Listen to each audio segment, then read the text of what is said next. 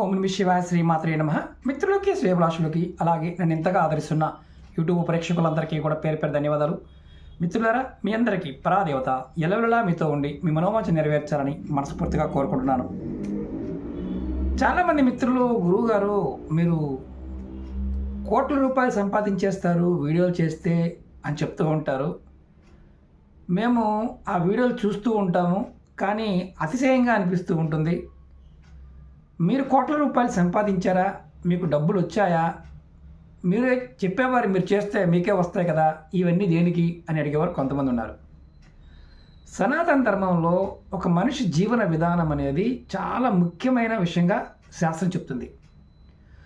ఈ వీడియోలో మీరు 10,000 కోట్ల రూపాయలు సంపాదించాలి అని అనుకుని మీరు మీ జీవితాన్ని మార్చుకోవాలి అనుకుంటే ఖచ్చితంగా మార్చుకుంటారు. అంటే నేను 10,000 కోట్ల రూపాయలు సంపాదనకి అర్హుడిని, నేను సంపాదించగలను, నాకు ధనం వస్తుంది, ఖచ్చితంగా నేను అంత ధనవంతుని అవుతాను అని మీరు అనుకుంటే మాత్రం ఖచ్చితంగా అవుతారు.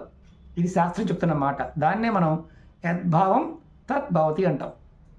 ఈరోజు ఈ వీడియో చేయడానికి బలమైన కారణం ఏంటంటే, చాలామంది మిత్రులు రెగ్యులర్గా, అంటే నాకు కలిసి రావడం లేదు, నా కుటుంబం కలిసి రావడం లేదు, నా భార్యాభర్తల మధ్య గొడవలు అవుతున్నాయి, ఎంత కష్టపడినా రూపాయి నిలబడటం లేదు, నా వ్యాపారం బాగా సాగడం లేదు అని చాలామంది అడగడం జరిగింది. వారందరి కోసం ఈ వీడియో. అలాగే ధనవంతులు అవ్వాలి అనుకునేవారు ఎవరైనా సరే సహజంగా ఎవరైతే ధనవంతులు అయి ఉన్నారో వారు ఎలాంటి లక్షణాలు కలిగి ఉన్నారు, ఎలాంటి మానసిక స్థితి కలిగి ఉన్నారనే విషయాన్ని కూడా మనం గమనించాలి. శాస్త్రం చెప్పే మాట ఏంటంటే, లక్ష్మి మన దగ్గరికి రావాలన్నా, మనం లక్ష్మీ యోగాన్ని కలగ చేసుకోవాలన్నా ఖచ్చితంగా మన నిత్య జీవితంలో కొన్ని అలవాట్లు మార్చుకోవాలి. ఖచ్చితంగా మీరు అప్పుడు 10,000 కోట్ల రూపాయలు సంపాదించగలిగే శక్తి సామర్థ్యాలు మీలో ఉన్నాయని మీరు గుర్తిస్తారు. కొన్ని అలవాట్లు అది ఇంట్లో కానీ బయట కానీ వ్యాపారంలో కానీ ఉంటాయి. వాటిని మార్చుకోగలిగితేనే మీరు ఖచ్చితంగా 10,000 కోట్ల రూపాయలు సంపాదించే శక్తి మీకు వస్తుంది. ఆ చిన్న చిన్న తప్పులేంటి, ఆ తప్పుల వల్ల ఎలాంటి నష్టం కలుగుతుందో నేను మీకు ఈరోజు తెలియచేస్తాను. ఇది ముఖ్యంగా ఎవరి మనసులో ఎవరైనా సరే అది నెగిటివ్గా తీసుకోకండి. ఎందుకంటే శాస్త్రంలో చెప్పిన దాన్ని మాత్రమే మీకు చెప్పడానికి ప్రయత్నం చేస్తున్నాను. కొన్ని అలవాట్లు మనని ధనవంతులుగా కాకుండా చేస్తాయి. ఈ అలవాట్లను వదిలేసిన వారికి మాత్రమే ఖచ్చితంగా ధనం వస్తుంది. చాలామంది నన్ను అడిగారు, గురువుగారు మీరు ఇన్ని ఉపాయాలు చెప్తూ ఉంటారు కదా, మీకు డబ్బు వస్తుందా? ఎదుటివాడికి డబ్బు వస్తుందా అనేది ఎదుటివాడి మాట బట్టి, ఎదుటివాడికి ఉండే లక్షణాన్ని బట్టి అర్థమవుతుంది. ఈ లక్షణాన్ని మనం ఎలా గుర్తించాలి, ఆ లక్షణాన్ని మనం ఎలా పెంపొందించుకోవాలో ఈ వీడియోలో తెలియజేస్తాను. అలాగే మీకు ఈ వీడియో నచ్చినట్లయితే లైక్ చేయండి. కొత్తగా ఛానల్ చూసే మిత్రులు ఛానల్ని సబ్స్క్రైబ్ చేసుకొని పక్కనే గంట సింబల్ని దాన్ని యాక్టివేట్ చేసుకోండి. అలాగే ఈ వీడియోని 10 మంది మిత్రులకి షేర్ చేయండి. మన సనాతన ధర్మంలో మన జీవన విధానంలోనే లక్ష్మిని ఎలా తెచ్చుకోవాలో మనకు చాలా క్లియర్గా చెప్పారు. మొట్టమొదటిగా చాలామంది మిత్రులు ఇంట్లో వారి ఇంట్లో పాత సామాను వాడుతూ ఉంటారు. ఎప్పుడో వాడుతూ ఉంటారు. ఇరిగిపోయిన మంచాలు, ఇరిగిపోయిన కుర్చీలు. వంటగదిలోకి వెళ్ళామంటే చాలామంది ఇళ్ళకి వెళ్తూ ఉంటాను. వంటగదిలో ఎప్పుడో మనకి పాత డబ్బాలు, అంటే బిస్కెట్ డబ్బాలు, బోర్నవిటా డబ్బాలు, హార్లిక్స్ డబ్బాలు, అలాగే నూనె తెచ్చుకున్న డబ్బాలు, ఇలాంటి ప్లాస్టిక్ డబ్బాలన్నీ మడ్డి పట్టేసి వాడుతూనే ఉంటారు. వాటిని మార్చరు. అలాంటి వారింట్లోకి లక్ష్మి రాదు, బాగా గుర్తుంచుకోండి. అలాగే కొంతమంది పాత బట్టలను కూడా జాగ్రత్తగా దాస్తారు. అలాగే ఇనుప వస్తువులు, పాత కుర్చీలు, అలాగే ముఖ్యంగా పాతవి ఎప్పుడో తాతల కాలం నాటివి పాడైపోయిన వాటిని కూడా జాగ్రత్తగా చేసి మూటలు కట్టి దాస్తూ ఉంటారు. అవి ఇరిగిపోయి ఉంటాయి. అలాగే ఎలక్ట్రికల్ వైర్లు, పనికిరానివి, పాత ట్యూబ్లైట్లు, పాతవి చిరిగిపోయినవి బట్టలు, అలాగే పాత పుస్తకాలు, అంటే అవి వాడకుండా ఉన్నవి కూడా కొన్ని దాస్తూ ఉంటారు. అవి తీసేరు. ఐరన్ వస్తువులు, ఎలక్ట్రికల్ వస్తువులు, ఇవన్నీ కూడా చాలా వరకు ఇలాగే ఇంట్లో దాస్తూ ఉంటారు. దానికి కారణం ఏంటంటే ఆ వస్తువులు మళ్ళీ వాడతాం కదా అనుకుంటారు. ఏదైతే పనికిరాని వస్తువు, పాత వస్తువు, అది దాని సర్వీస్ అయిపోయిన దాన్ని మనం ఎప్పుడైతే వాడుతూ ఉంటామో మీరు కొత్త వస్తువులు కొనలేరు. దానివల్ల మీ జీవితంలో ఆ వంటగదిలో ఉన్న పదార్థాలకు ఏదైతే వాడుతున్నారో అదే మీకు శత్రువుగా మారుతుంది. మిమ్మల్ని ధనవంతులు అవ్వకుండా ఆపేస్తుంది. అది మొదటిది.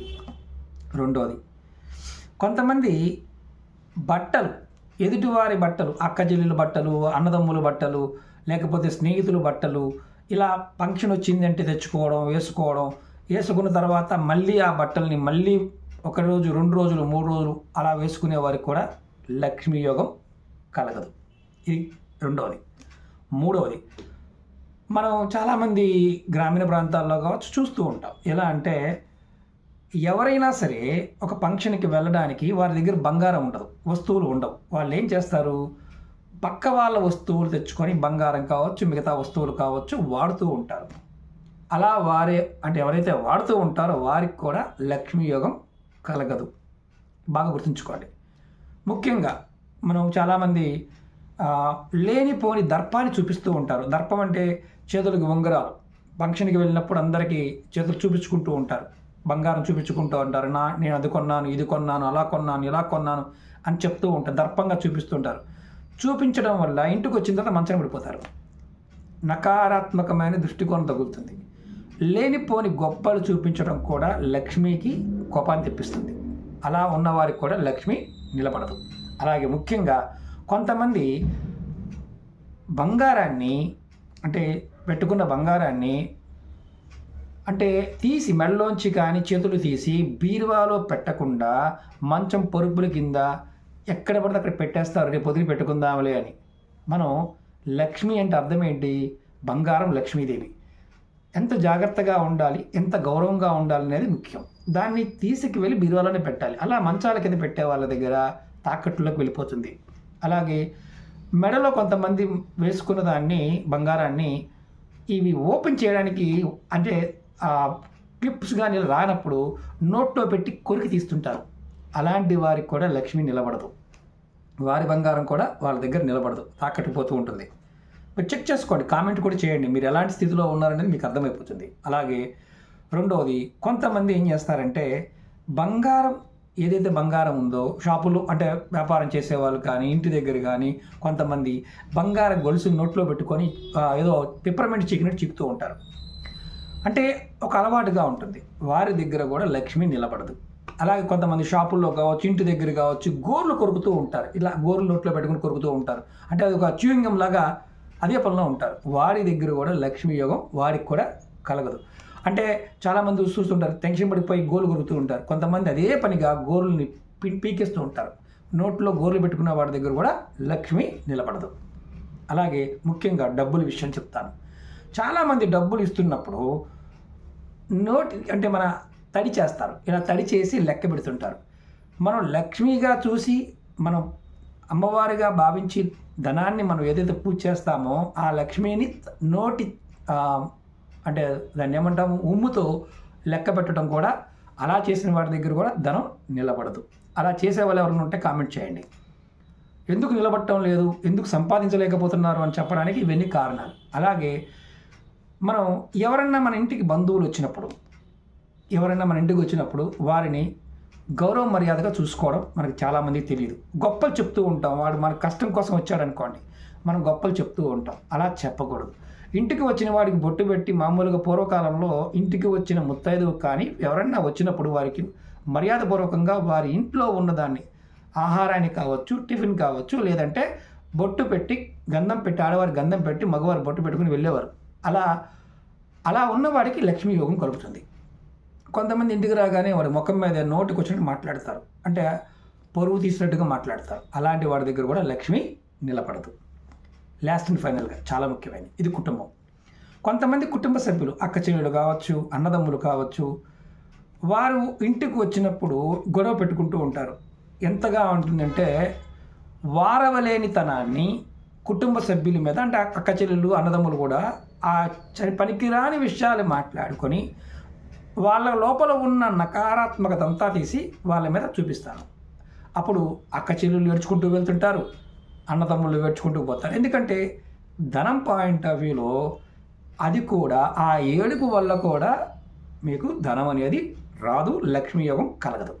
అలాగే చాలా ముఖ్యమైనది ఏంటంటే మన వస్త్రాధరణ, అంటే శుభ్రంగా ఉండటం, స్నానం చేయటం, నీట్గా బట్టలు వేసుకోవడం, నేను ఎప్పుడూ నాకు లక్ష్మీ యోగం కలుగుతుంది అన్న భావావేశంతో ఉండటం, నేను ఖచ్చితంగా బాగా డబ్బు సంపాదించిన వారు ఎలాగైతే జీవన విధానం కలిగి ఉన్నారో అంటే శుభ్రతగా ఉండటం, అలవాట్లు మార్చుకోవడం, కష్టపడి పని చేయటం, ఇవన్నీ చేయాలి అంటే ముందు మన మనసులో ఎదుటివాడి మీద నకారాత్మకత ఉండకూడదు. అంటే కొంతమంది చెప్పాను కదా, నీకు వచ్చాయా డబ్బులు, నువ్వు వస్తే నువ్వు చేసుకోవచ్చు, అలాంటి వాడికి జీవితకాలంలో డబ్బులు రావు. కారణం ఏంటంటే మనం ఒక వ్యక్తి, మన సనాతన ధర్మం ఏంటంటే పరోపకారం, 10 మంది బాగుండాలి అని ఆలోచన చేయటమే సనాతన ధర్మానికి ఉన్న లక్షణం. అలాగే ఎవరైతే అలాంటి ద్వేషభావంతో లేకుండా, ఎవరైతే అర్థం చేసుకొని నేను బాగుపడాలి అనుకుంటాడో వాడి ఖచ్చితంగా అమ్మవారి యొక్క అనుగ్రహం చేత వాడికి లక్ష్మీ యోగం కలుగుతుంది అని పెద్దలు చెప్పడం జరిగింది. మీకు 10,000 కోట్ల రూపాయలు నేను 10,000 కోట్ల రూపాయలు సంపాదించగలుగుతాను, ఖచ్చితంగా నాకు డబ్బులు వస్తాయి, నేను ఆ స్థితికి వెళ్ళగలుగుతాను అని మీరు ఎప్పుడైతే అనుకుంటారో ఆ క్షణం నుండి మీ అలవాట్లు మారుతాయి. కొంతమంది ఇంటి లోపల ఎప్పుడు బూతులు మాట్లాడుతూనే ఉంటారు. అలాగే బూతులు మాట్లాడటమే కాదు, ఎదుటి వాళ్ళని, పక్క వాళ్ళని, వెనక వాళ్ళని ఎప్పుడు కించపరిచి మాట్లాడుతూ ఉంటారు. ముందు మాట్లాడినప్పుడేమో చాలా గొప్పగా మాట్లాడతారు, వెళ్ళిపోగానే నోటికి వచ్చినట్టు మాట్లాడతారు. అంటే ఒక రకమైన ఈర్ష. అలాంటి వారి దగ్గర కూడా లక్ష్మి నిలబడదు. లక్ష్మికి ఇలాంటి లక్షణాలు ఉన్నవాళ్ళు ఎప్పుడు ఎంత కష్టపడినా ఏం చేసినా గొప్పగా విజయాన్ని పొందలేరు. ఈ 10 విషయాలను జాగ్రత్తగా కనుక మీరు గమనించి మీ జీవితంలో మార్చుకోగలిగితే ఖచ్చితంగా మీరు అష్టైశ్వర్య భోగభాగ్యాలు పొందగలుగుతారు.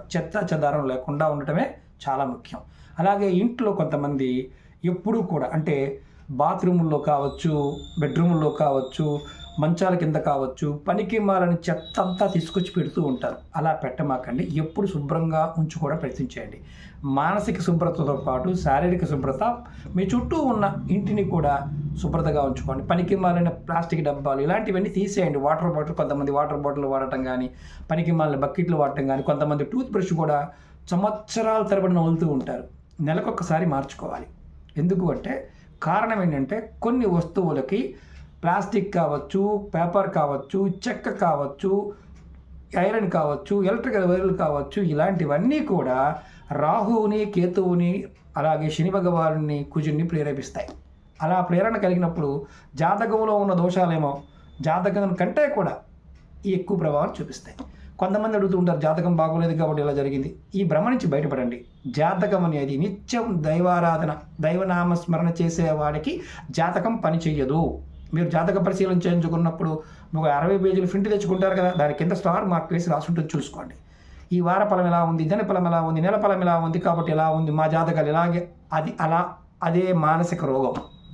దాన్ని పక్కన పెట్టి ఈశ్వరుడు నేను కష్టపడితే ఖచ్చితంగా ఇస్తానని భావంతో చేయండి, ఖచ్చితమైన ఫలితాన్ని పొందుతారు. కొంతమందికి ఇది అంటే కొంచెం ఇబ్బందికరంగా ఉండవచ్చు, దాన్ని ఇబ్బందిగా తీసుకోమాకండి. మీ అలవాటు ఇలాంటి అలవాట్లు ఉంటే మార్చుకోండి, ఖచ్చితమైన మార్పు వస్తుంది. మీకు అమ్మవారి యొక్క అనుగ్రహం చేత మీ జీవితంలో 10,000 కోట్ల రూపాయలు సంపాదించగలిగే సామర్థ్యం మీకు రావాలని మనస్ఫూర్తిగా కోరుకుంటున్నాను. ఓం నమః శివాయ, శ్రీమాత్రే నమః.